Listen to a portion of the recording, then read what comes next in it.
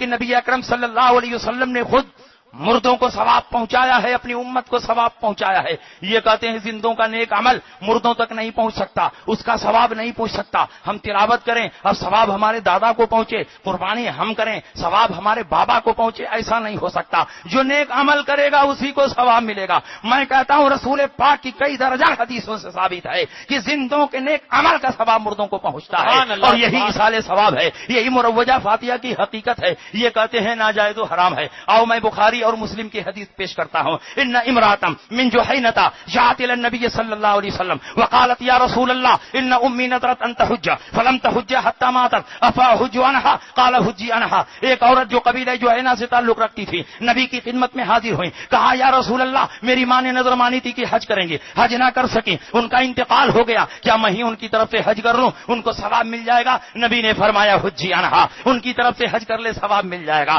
دوسری حدیث اٹھاؤ، یہ بھی بخاری اور مسلم میں ہے. ان امرات من خصام جاءت الى النبي صلی اللہ علیہ وسلم وقالت یا رسول اللہ ان فریضۃ اللہ ادرکت بی شیخا کبیرا لا يثبت على الراحلہ افاحج عنه قال حج عنه وذلك في حجۃ الوداع. ایک عورت جو قبیلہ خصام سے تعلق رکھتی تھی نبی کی خدمت میں حاضر ہوئی، کہا یا رسول اللہ میرے باپ بالکل بوڑھے ہو چکے تھے، سواری پر بیٹھنے کی طاقت نہیں تھی، اسی لیے حج کو نہ گئے اور ان کا انتقال ہو گیا، کیا میں ہی ان کی طرف سے حج کر لوں، ان کو ثواب مل جائے گا؟ نبی نے فرمایا حج کر لے ثواب مل جائے گا. دونوں حدیث میں غور کرو. پہلی حدیث میں حج لڑکی کر رہی ہے، ثواب اس کی مری ہوئی ماں کو مل رہا ہے. دوسری حدیث میں حج لڑکی کر رہی ہے اور ثواب اس کے مرے ہوئے باپ کو مل رہا ہے. یہ اس بات کی دلیل ہے کہ زندوں کے نیک عمل کا ثواب مردوں کو پہنچتا ہے، اور یہ رسول پاک کی حدیث سے ثابت ہے. یہ کہتے ہیں ثواب نہیں پہنچتا ہے، اس لیے ایصال ثواب بیکار ہے، مروجہ فاتحہ بدعت ہے. میں کہتا ہوں تم ٹھیک کہتے ہو، تمہارا ثواب نہیں پہنچتا ہوگا لیکن ہمارا ثواب پہنچتا ہے، اور یہ بھی رسول اللہ کی حدیث سے ثابت ہے.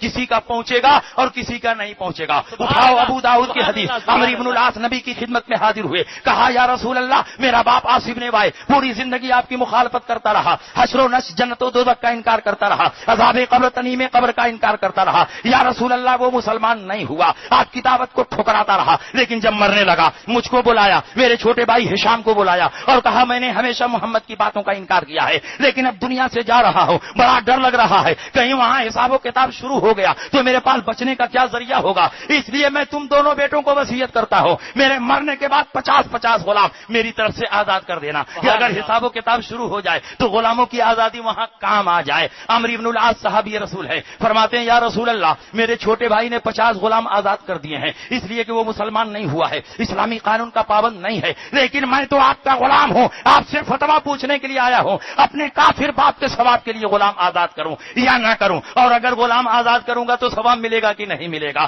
نبی کے الفاظ کو غور سے سنو، ابو داؤد کے الفاظ ہیں، اللہ کے نبی ارشاد فرماتے ہیں لو کان مسلما فاعتقتمنه او تصدقتمنه او حججتمنه بلغه ذلك. اگر تیرا باپ مسلمان ہوتا اور تم اس کی طرف سے حج کرتے، تم اس کی طرف سے صدقہ و خیرات کرتے، تم اس کی طرف سے غلام آزاد کرتے تو اس کو ثواب ملتا. نبی نے کیا فرمایا؟ اگر مسلمان ہوتا تو ثواب ملتا، تیرا باپ کافر تھا اس لیے اس کو ثواب نہیں ملے گا. جو کہتے ہیں ثواب نہیں پہنچتا ہے وہ ٹھیک ہی کہتے ہیں. تمہارے مردے ایسے ہی ہیں کہ ان کو ثواب نہ ملے، تمہارے مردے کٹ مردہ ہیں اس لیے ان کو ثواب نہیں مل رہا ہے. ہمارے مردے نبی کے عشق میں مرے ہیں، نبی کی محبت میں مرے ہیں، نبی کی غلامی کا پٹا اپنے گلے میں ڈال کر گئے ہیں، ان کے سینوں میں ایمان کی روشنی جگمگا رہی ہے. جب ہم اپنے مردوں کو ثواب پہنچائیں گے تو ثواب پہنچے گا. ثواب پہنچتا بھی ہے اور نہیں بھی پہنچتا ہے، یہ مردوں پر ڈیپینڈ کرتا ہے کہ مردہ کیسا ہے. مردہ مومن ہو تو ثواب پہنچے گا، مردہ وہابی ہو تو ثواب نہیں پہنچے گا. نعرہ